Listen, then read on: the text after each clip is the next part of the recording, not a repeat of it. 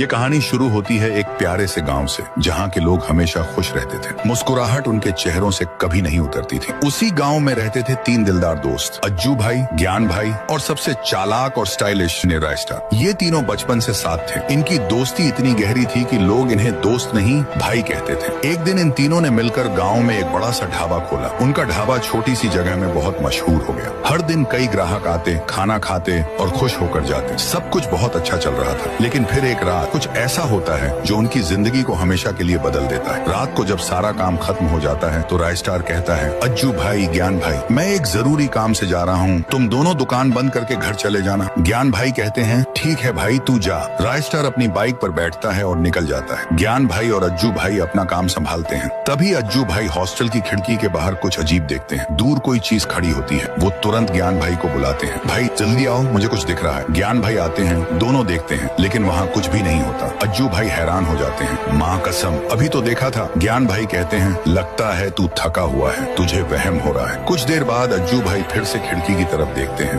और वही चीज फिर से दिखती है, इस बार और करीब। वो फिर से ज्ञान भाई को बुलाते हैं। ज्ञान भाई गुस्से में आकर नीचे उस जगह पर चले जाते हैं। देख, यहाँ कुछ भी नहीं है। तभी पीछे से एक आवाज आती है, ठुंग ठुंग ठुंग ठुंग ठुंग ठुंग ठुंग ठुंग ठुंग सहूर। ज्ञान भाई जैसे ही पलटते हैं, एक लंबा सा लकड़ा लिए कोई उनके सामने आता है और बिना कुछ कहे जोर का वार करता है। अज्जू भाई दूर से ये सब देखते हैं और कांप जाते हैं। लेकिन तभी उनके पीछे से भी आवाज आती है, ठुंग ठुंग ठुंग ठुंग ठुंग ठुंग ठुंग ठुंग ठुंग सहूर। वो पलटते हैं तो देखते हैं 3 लंबा लकड़ा उनके सामने खड़े हैं, आंखों में गुस्सा। अज्जू भाई अपनी जान की भीख मांगते हैं, लेकिन कोई सुनने वाला नहीं था। अगली सुबह जब लोग ढाबे पर आते हैं तो देखते हैं अज्जू भाई और ज्ञान भाई की लाशें ढाबे की छत से लटकी हुई हैं। रायस्टार को बुलाया जाता है। जैसे ही वो ढाबे पर पहुंचता है, अपने भाइयों की हालत देखकर टूट जाता है। ये किसने किया मेरे भाई जैसे दोस्तों के साथ? तभी गांव का एक बुजुर्ग आता है, कहता है, मैंने पहले ही कहा था रात के वक्त यहाँ मत रुकना, लेकिन तूने नहीं सुना। रायस्टार समझ जाता है ये कोई आम मौत नहीं थी। उसी रात रायस्टार फैसला करता है कि वो इस राज का पर्दाफाश करके रहेगा। रात के 2 बजे जब पूरा गाँव अंधेरे में डूबा होता है, रायस्टार अपने ढाबे में छिप जाता है। तभी उसे जंगल की तरफ कुछ लोग जाते हुए दिखाई देते हैं। रायस्टार समझ जाता है यही है वो बल्ला उठाता है और उनके पीछे दौड़ पड़ता है। लेकिन जैसे ही पास पहुंचता है, तीनों लोग अचानक गायब हो जाते हैं। तभी पीछे से एक आवाज आती है, ठुंग ठुंग ठुंग ठुंग ठुंग ठुंग ठुंग ठुंग ठुंग सहूर।